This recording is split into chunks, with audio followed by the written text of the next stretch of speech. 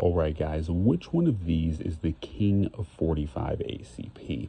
We have, of course, the legend, the original, of course, is kind of not quite an original, but the 1911. The SIG is a little bit of its own rendition, but you get what I mean. You get my drift. This is kind of the modern interpretation, but a single stack, 8+1, 45 ACP, and I will say out the gate, this is not the cheapest, not the lightest, not the highest capacity, but the ergonomics are next level. It feels great. It shoots great. It is a tack driver. I love my Emperor Scorpion personally, but also this thing's just fantastic. I freaking love this thing to bits and pieces. But can it truly beat out the other contenders? Next up is the Glock 21.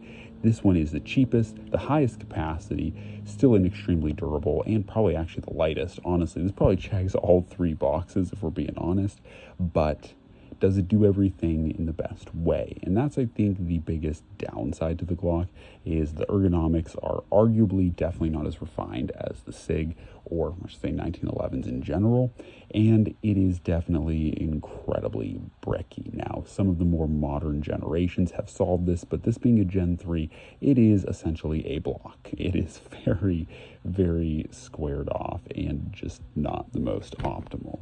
Now, I think somewhere in the middle lies this guy right here, the HK USP 45.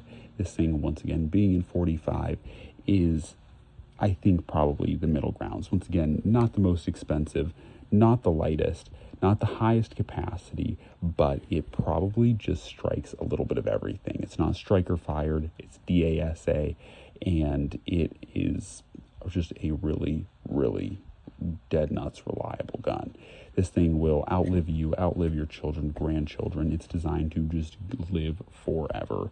You can shoot very hot rounds out of it without any fear of it imploding and blowing up on you.